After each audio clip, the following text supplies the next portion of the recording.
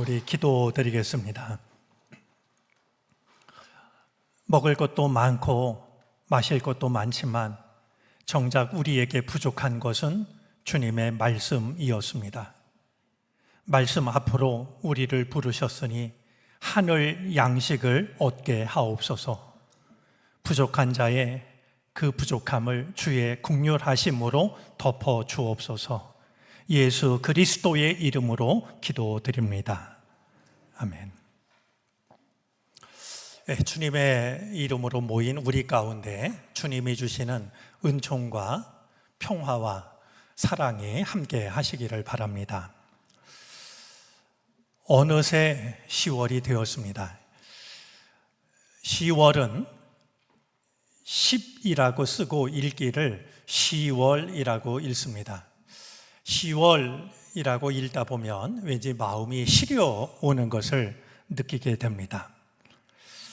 이따금씩 정릉교회를 다녀가는 손님들이 있고 그분들과 이야기를 나눌 때가 있는데, 정릉교회를 다녀가면서 그들이 받았던 느낌이나 소감을 들을 때가 있습니다.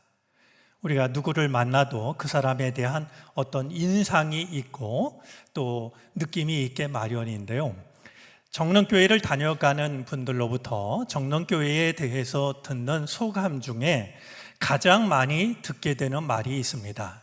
뭔가 따뜻하다라고 하는 겁니다. 참 고마운 말이죠. 교우들 같이 예배를 드리는 자리이기도 하고 그냥 주중에 다녀가기도 하는데 뭔지 모르지만 정릉교회가 따뜻하게 느껴진다라는 겁니다. 최근에 들었던 고마운 이야기 중에 정릉교회 곳곳을 살펴보면 눈길이 가는 곳이 많이 있습니다 라는 이야기가 있었습니다. 비슷한 얘기를 들으면 궁금해져서 어떤 곳에 눈길이 갔나요? 묻게 되는데요, 의외로 그들이 말하는 게 한 가지 있습니다. 정릉교회를 다녀가는 분들이 의외로 좋은 인상을 받는 곳이 화장실입니다. 우리 교회 화장실이 그렇게 화려하거나 또 아주 최신식으로 되어져 있거나 그러지는 않을 겁니다. 그런데도 정릉교회를 다녀가는 분들이 정릉교회로부터 좋은 인상을 받는 곳이 화장실이 된 이유는 화장실 벽에 걸려있는 액자 때문입니다. 그들은 대부분 그렇게 말합니다. 교회 화장실에 동시가 걸려있는 교회는 처음 봤어요. 그런 이야기들입니다. 화장실에 걸려있는 동시 중에 제가 참 좋아하는 동시가 있습니다. 문삼석 씨가 쓴 그냥이라고 하는 시인데요, 우리 한번 그냥이라는 시를 같이 암송해 볼까요? 마음속으로 이거 큰일 났군 하시는 분이 있을지 모르겠는데요, 제목이 그냥이고요. 제가 그 시 한 대목을 읽으면 여러분들은 그냥이라고 대답하시면 됩니다. 우리 한번 시를 같이 읽어보겠습니다. 엄만 내가 왜 좋아? 넌 왜 엄마가 좋아? 그게 전부입니다. 제가 왜 이 시를 좋아하냐고 누가 물으면 저는 제목처럼 대답할 겁니다. 그냥 좋다고. 그래도 뭔가 이유가 있지 않느냐라고 다시 물으면 제가 대답하고 싶은 말이 아주 없는 게 아닙니다. 저는 이 짤막한 시 속에 우리 신앙의 깊은 의미가 담겨 있다라고 생각합니다. 우리가 하나님을 믿는 이유가 특별한 이유가 있어서도 믿지만 우리가 하나님을 그냥 믿을 수 있다면 얼마나 좋을까요? 우리가 교회를 사랑하는 이유가 왜 없겠습니까만 그냥 교회를 사랑할 수 있다면 얼마나 귀한 일이겠습니까? 특별한 이유가 있어야만 믿음의 길을 걷는 게 아니고 특별한 이유가 있어야만 교회를 사랑하는 게 아니라 그냥 아무 이유가 없어도 하나님을 믿고 말씀을 사랑하고 교회를 사랑할 수 있다라고 하는 것은 우리의 참 깊은 믿음을 충분히 담고 있다라고 생각하게 됩니다. 아무런 이유 없이, 특별한 이유 없이 하나님을 사랑하고 교회를 사랑하는 이런 마음이 깊어져 가는 올해 가을이 되어지기를 바랍니다. 우리는 지금 위기의 시대를 산 믿음의 사람들이라는 주제를 가지고 말씀을 나누고 있는데 오늘 11번째 시간입니다. 오늘 생각하려고 하는 사람은 룻입니다. 오늘 세계 성찬 주일이어서 말씀을 나눈 뒤에 저희가 성찬 예식을 갖게 됩니다. 시간을 염두에 두고 말씀을 나누도록 하겠습니다. 룻을 떠올리면 가장 먼저 생각나는 말이 있는데 환대라는 말입니다. 환대라는 이 말은 반갑게 맞아서 후하게 대접한다 라는 뜻으로서 기쁠 환자에 기다릴 대자를 사용합니다. 기쁜 마음으로 기다려서 후하게 대접하는 것이 환대라는 말이죠. 지난주에 사라를 생각하면서 아브라함을 우리가 이야기 나눴는데요. 지나가는 나그네를 보고 볕이 뜨거운 한낮이지만 무관심했던 것이 아니라 달려나가 절을 하고 맞이합니다. 그리고 좀 쉬어 가시라고 음식도 들고 그늘에서 쉬어 가시라고 청을 하고요. 나그네들이 그 청을 받아들이자 집으로 달려 들어가서 넉넉하게 빵을 굽게 하고 또 송아지를 잡게 하고 뿐만 아니라 이제 손님들이 식사를 하는 동안 자신은 시중을 드는 말이죠. 이런 아브라함의 모습 속에도 환대의 모습이 잘 담겨져 있습니다. 언제가 소개했습니다만 남미 사람들은 손님이 자기 집에 오면 인사하는 인사말이 있는데요. 미카사 에스투카사 이렇게 인사를 한다는 거예요. 손님에게 이렇게 말하는 것은 내 집이 당신 집입니다 라는 뜻입니다. 그러니까 그냥 조심스럽게 여기지 마시고 내 집처럼 편하게 지내세요. 누군가를 따뜻하게 환대하는 것이죠.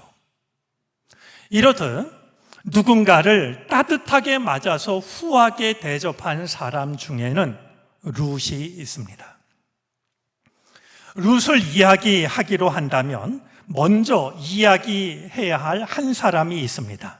나오미입니다. 나오미가 살고 있는 땅에 베들레헴에 큰 기근이 찾아왔습니다.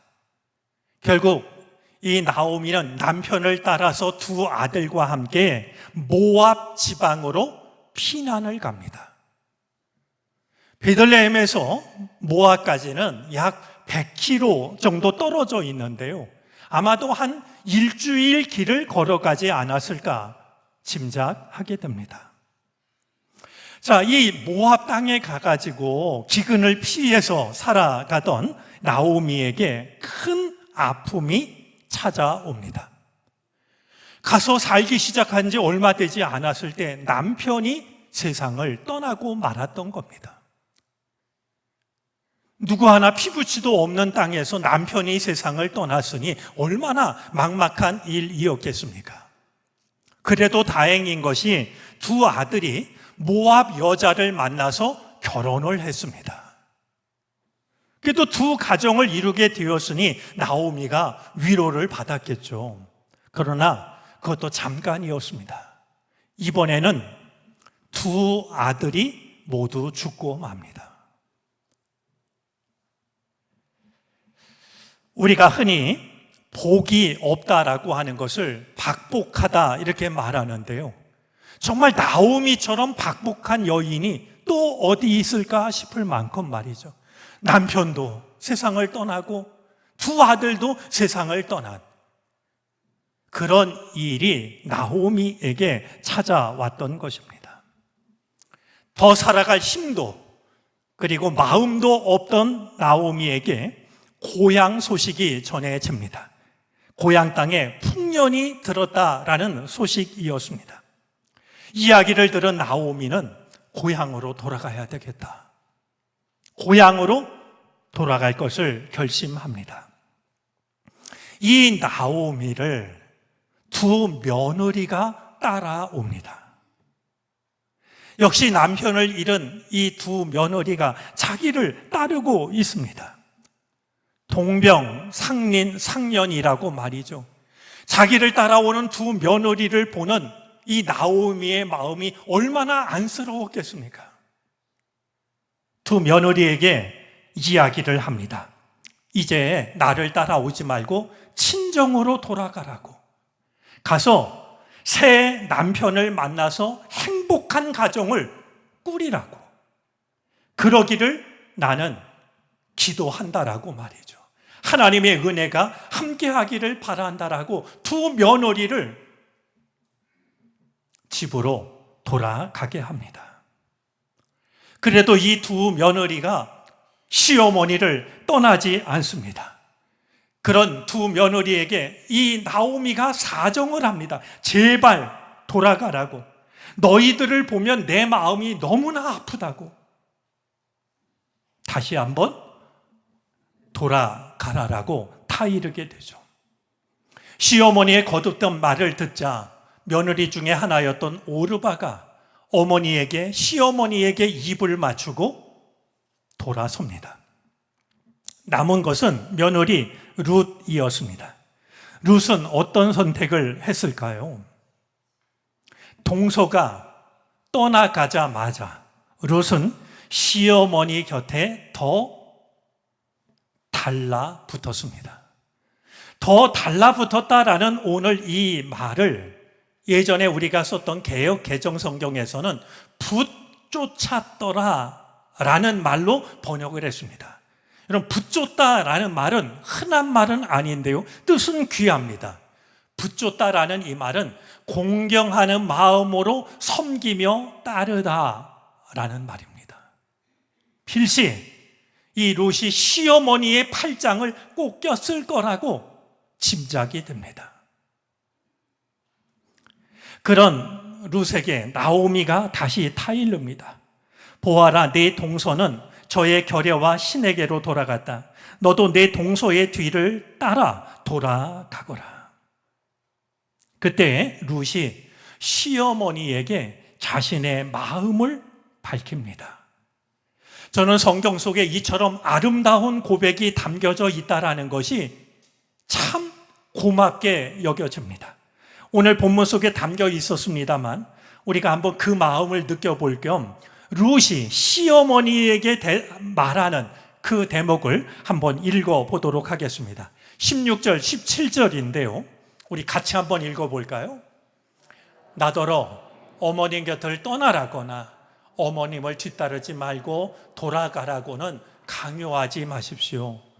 어머님이 가시는 곳에 나도 가고 어머님이 머무시는 곳에 나도 머무르겠습니다. 어머님의 하나님이 내 하나님입니다.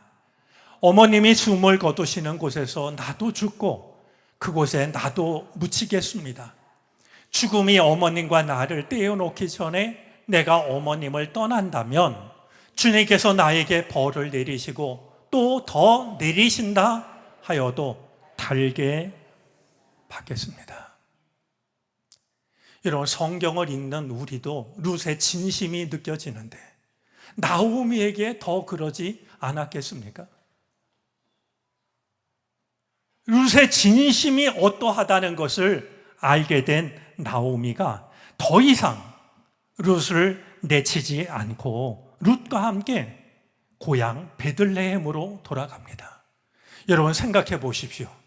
여인 둘이, 남편을 잃어버린 여인 둘이 일주일여 광야길을 지나가면서 어떤 얘기를 나눴을까? 고향으로 돌아간 나오미의 마음이 너무나도 괴로웠습니다. 나오미는 자신을 보고서 놀라는 고향 사람들에게 한 가지 청을 합니다. 나를 더 이상 나오미라고 부르지 말고 마라라고 불러달라라고 말이죠. 나오미라는 말은 기쁨이라는 뜻인데요, 마라라는 말의 뜻은 괴로움이라는 뜻입니다. 나는 기쁨을 송두린 채 잃어버린 사람이니 나를 기쁨이라고 부르지 말고 괴로운 사람이라고, 쓴 것밖에 남지 않은 사람이라고 마라라라고 불러다 청을 하고 있었던 겁니다. 이렇듯 생의 모든 기쁨을 잃어버린 나오미였지만 그래도 그 시간을 버틸 수 있었던 것은 단 한 사람, 끝까지 자기 곁을 떠나지 않았던 룻 때문이었습니다. 자신에게는 타향이었을 시어머니의 고향 베들레헴을 룻은 자기의 고향으로 받아들입니다. 그리고 시어머니를 위해서 룻은 지극한 수고와 헌신으로 어머니를 봉양하기 시작합니다. 여러분, 세상이 쓸쓸하고 삭막하다라고 여겨지면은요, 불과 4장밖에 안 되니까 한번 룻기를 읽어보시기를 바랍니다. 추위에 떨던 사람이 마치 난로가에 앉은 것처럼 룻기를 읽다 보면 우리들의 마음이 따뜻해지는 것을 경험할 수가 있을 겁니다. 이런 룻을 눈여겨보는 한 사람이 있었습니다. 그 지방의 유력한 재력가였고 인품도 훌륭하고 정중한 사람인 보아스였습니다. 이 보아스가 룻을 보니까 그 마음이 얼마나 갸륵한지 룻에게 반하게 됩니다. 마침내 보아스는 룻을 자기의 아내로 맞아들이게 되죠. 두 사람이 결혼하게 됐을 때 온 마을 사람들은 다 같이 기뻐하면서 두 사람의 결혼을 축하해 줍니다. 시어머니를 위해 헌신하는 룻을 두고서 마을의 여인들은 이렇게 말했습니다. 15절에 담겨져 있는데요, 시어머니를 사랑하는 며느리, 아들 7보다도 더 나은 며느리. 정말 온 마을 사람들이 이 룻을 칭송하고 있다라고 하는 것을 충분히 느끼게 됩니다. 지극한 마음으로 시어머니에게 최선을 다한 룻에게 하나님께서 주신 복이 참으로 귀합니다. 말씀드린 것처럼 정말 유력하고 좋은 사람인 보아스와 결혼을 하게 합니다. 뿐만이 아니라 두 사람 사이에 오벳이라고 하는 아들이 태어납니다. 끊길 뻔한 대가 이어졌다라고 하는 것보다도 오벳이 태어난 것은 그 이상의 의미가 있습니다. 이 오벳이 누구인지를요, 이어지는 족보가 말하고 있는데, 우리 룻기를 마치는 마지막 4장 22절 말씀을 보면은요, 오벳은 이새를 낳고 이새는 다윗을 낳았다라는 말씀이 나옵니다. 이 룻이 낳은 오벳이요, 다윗의 할아버지가 되는 겁니다.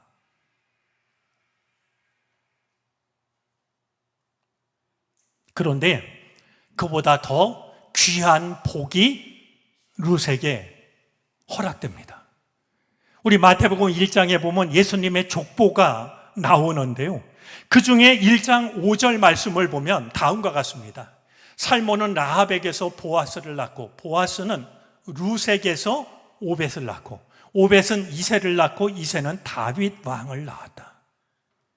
여러분, 이 성경이 기록되던 당시에는요, 남성 중심의 사회였기 때문에 여자의 이름이 한 집안의 족보 이름으로 올라가는 것은 매우 드문 일입니다. 영광스러운 일입니다. 근데 룻은요, 한 집안의 족보가 아니라 예수님의 족보에 이름이 올라가는, 정말 다른 사람이 꿈꾸기 힘든 복을 룻이 누리고 있는 것을 확인하게 됩니다. 모든 것을 다 잃고 나를 더 이상 기쁨이라고 부르지 말고 괴로움이라고 불러달라고 했던 나오미에게 룻은 기쁨이 되어드립니다.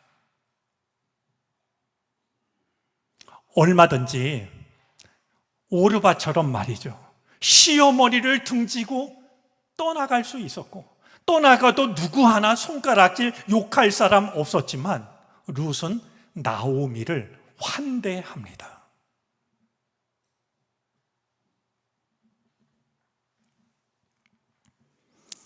이런 룻의 환대를 보고서 하나님께서 룻을 환대해 주십니다. 룻에게 주신 이 복을 생각하면 룻이 누군가 한 사람을 환대했을 때 하나님께서 그런 룻을 환대하고 계시다라고 하는 것을 확인하게 되는 겁니다. 저는 이것을 환대가 부른 환대라고 말하고 싶습니다. 도로테오가 우리에게 들려주는 한 문장을 우리가 좀 마음에 새겼으면 좋겠다 여겨집니다. 우리 도로테오라는 이가 다음과 같은 말을 했습니다. 우리 한번 마음에 글씨를 쓰듯이 같이 한번 읽어볼까요?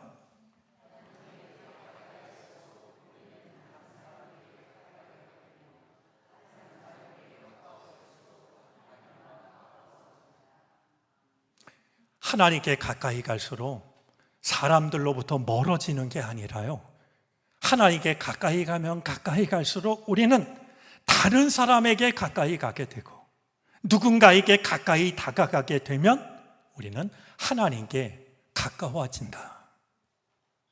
정말 마음에 새길 만한 소중한 글이라고 여겨집니다. 우리 주님께서도 마태복음 10장 42절에서 이렇게 말씀하신 적이 있습니다. 다시 한번 우리 같이 읽어보겠습니다. 또 누구든지 제자의 이름으로 이 작은 자 중 하나에게 냉수 한 그릇이라도 주는 자는 내가 진실로 너희에게 이르노니 그 사람이 결단코 상을 잃지 아니하리라 하시니라.